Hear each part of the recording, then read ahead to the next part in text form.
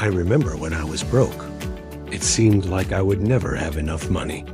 It felt like there was this big glass ceiling that just prevented me from ever getting ahead financially. And if you're feeling that right now, I want you to know that it does not have to be that way. I went from broke to millionaire by following these 8 financial principles. And I believe that if you follow them too, you can become wealthy as well.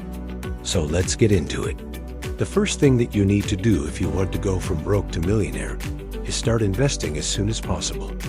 Don't wait until you have a lot of money to start investing. When I say investing, I'm talking about investing in yourself, your education, your skills. I'm talking about investing in assets that will put more money in your pocket. But more importantly, I'm talking about investing in the stock market. You don't need a lot of money to start investing in the stock market.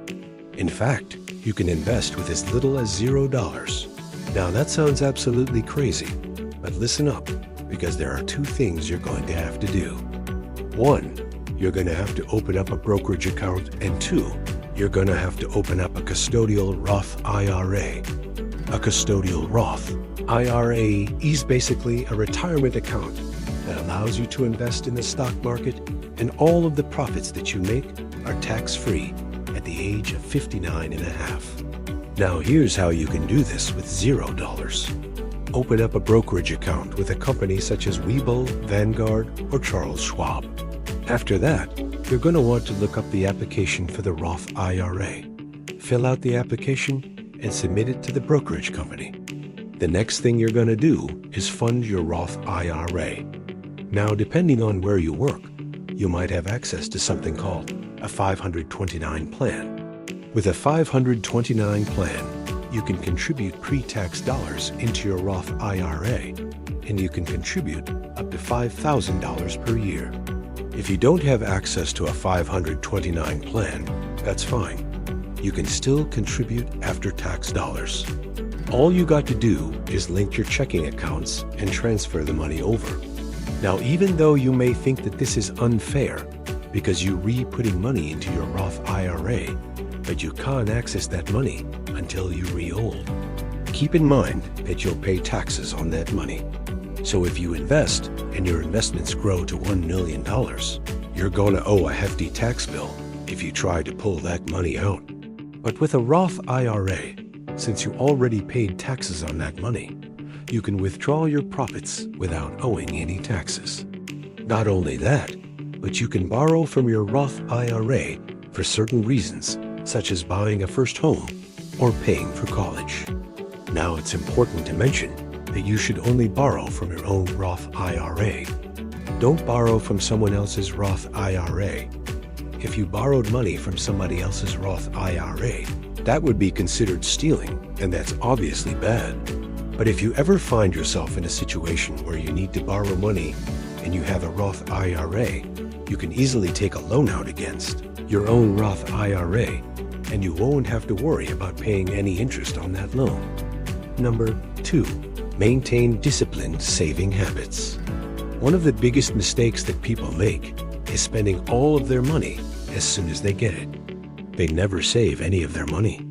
This is the equivalent to planting no seeds. You expect to reap a harvest, but if you don't plant any seeds, then you not gonna reap anything. And the same thing applies to your finances. You have to plant seeds today so that you can reap the rewards in the future. That means saving your money and investing it so that it can grow. What you really want to do is establish an emergency fund with at least 3 to 6 months worth of living expenses.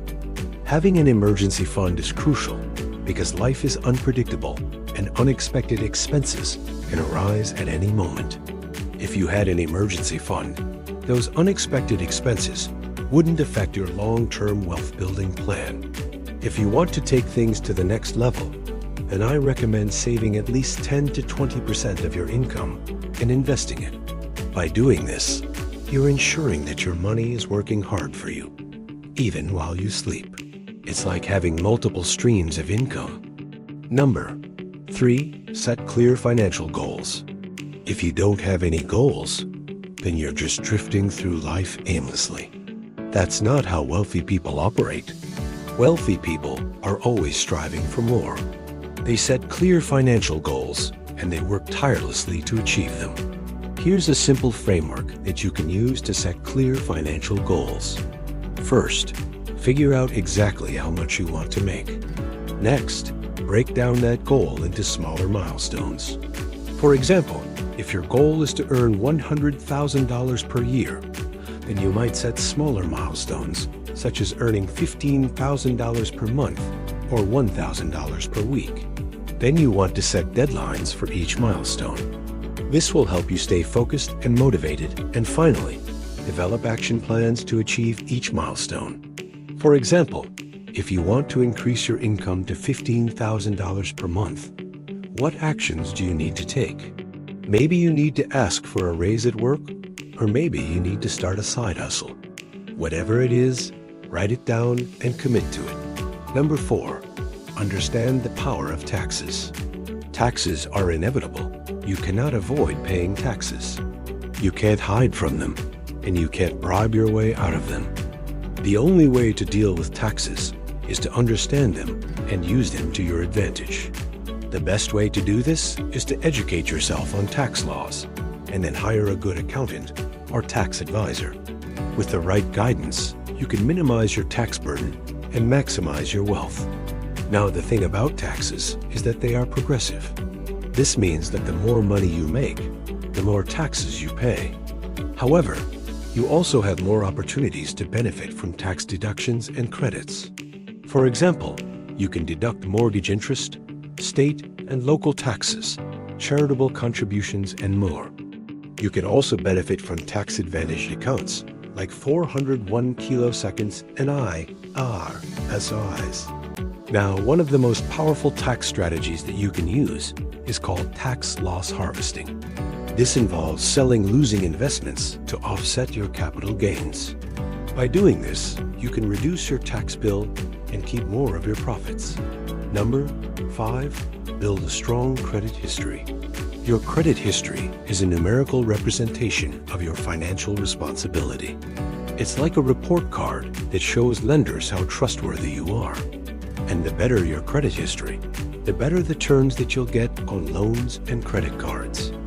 Now it takes time to build a strong credit history. You need to use credit responsibly and make on-time payments every single month. You also want to keep your credit utilization low and avoid opening too many accounts in a short period of time. Building a strong credit history is essential for several reasons. First, it gives you access to better interest rates and loan terms. This can save you thousands of dollars over the lifetime of the loan. Second, it can help you qualify for more favorable credit card terms. This includes things like rewards programs, cashback, points, and miles. Third, it can improve your chances of getting approved for an apartment or even a job. Many landlords and employers run credit checks on potential tenants and employees. Finally, a strong credit history can give you peace of mind. Knowing that you have a good credit history can make you feel more confident in your financial decisions. Number 6, avoid consumerism. Consumerism is the desire to constantly buy new stuff. And this is something that you need to avoid if you want to build wealth. Consumerism is often driven by emotions such as happiness, excitement, status, and comfort. But these emotions are temporary. They fade away quickly, and you're left with nothing but stuff. To avoid consumerism, ask yourself whether you really need something or if you just want it.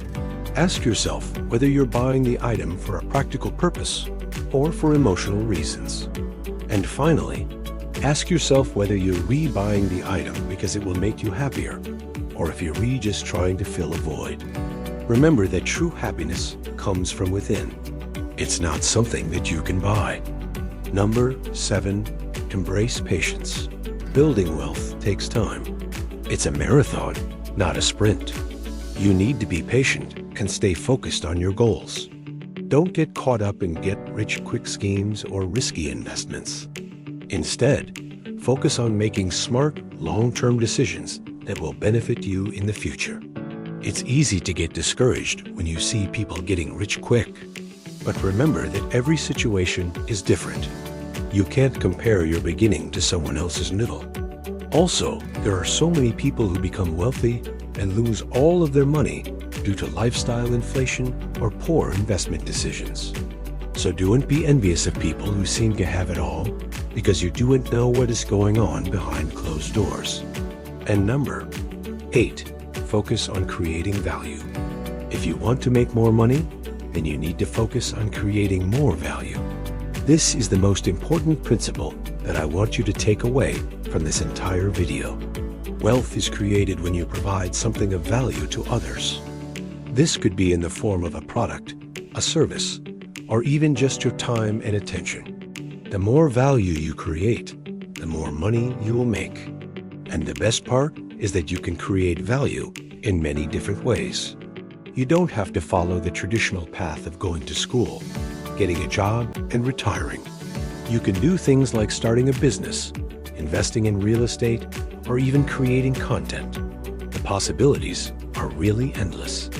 Now, before we end this video, I want you to go to our How You Can playlist and play the video as you go throughout your day. This playlist has some of our most popular videos that can help you level up in life. Thank you so much for watching, and I hope that you enjoyed this video. If you did, please make sure to like and subscribe. I'll see you next time.